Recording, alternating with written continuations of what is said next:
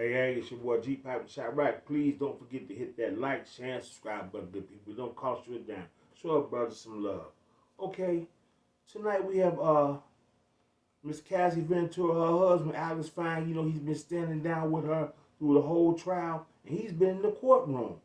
And the word from court reporters, he was sitting right in front of Diddy and him. He turned around and gave Diddy a mean mug when he heard the horrible things that he made his wife call him and made her do with all different kind of guys. Man, it takes a strong man to sit inside that courtroom and listen to those horrible things that that evil monster P. Diddy had this young, beautiful young lady doing. So enough of me talking. I have the audio right here. Was taking place, and I was sitting right behind Cassie Ventura's husband, and I watched him as he sort of glared at Sean Combs at times, at the family, especially during the period of time where the prosecution showed photos of 13 men, different races, predominantly black men. These are all men that Cassie was able to identify in terms of names sometimes and where these freak-offs, these alleged freak-offs took place from cities like LA, Miami, New York, Las Vegas, etc. I can only imagine how painful it must be to sit there and listen to that testimony regarding your wife and the number of people that she says she had sex with because of these freak-offs. Something else worth noting is that Ventura continues to say this was all about what Sean Combs wanted. So today she mentioned that she said she primarily reached out to the escorts, but says that was her job, and Combs expected her to do so. So I was in the courtroom where this trial is taking place, and I was. Y'all heard that? That was her job.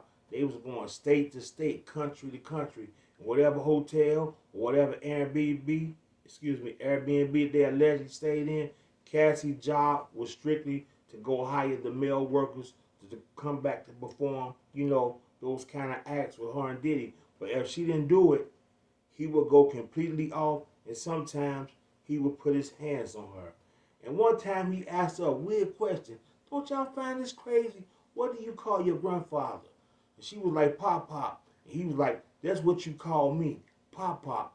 This guy was weird, crazy. I don't know what he was taking, but he was out of his mind, out of control. He was a real beast, man. I don't know why Diddy didn't take that plea deal, because it ain't looking good for you. Because it looks like you could be allegedly facing life in prison with these allegations against you. So here's the audio of him telling her about her grandfather and calling him Papa. Described how his eyes would go You know back. why Pop Pop? Why? Because that's her grandfather's nickname. No. He asked, what's your grandfather's nickname? What? She Sicko. says Pop Pop. She says, moving forward, I want you to call me Pop Lala. Pop. Hempin. What? Pop Pop is the name he wanted to be called because that's what she called her grandfather. Not even her daddy, her grandfather. Wow. Go back to that Pop Pop, the fact you just had it up right there, Rob. So Diddy was asked what Cassie called her grandfather, then made her call him by that name. Testimony. Pop Pop. Did you want Sean to hit on you? Cassie, I didn't want anyone to hit on me. Prosecutor, how often did it happen? Answer, often enough. In opening statements, what struck me was how the defense attorney openly admitted that her client committed domestic violence, but then tried to argue, well, that's not sex trafficking for which he's charged. He made her call him Pop Pop and described. Y'all heard that sick guy made her call her grandfather, nickname Pop Pop.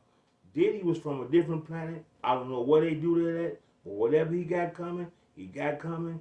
And that's your boy Gpac and Shot Right. Please don't forget to hit that like, share, and subscribe button. Show me some love.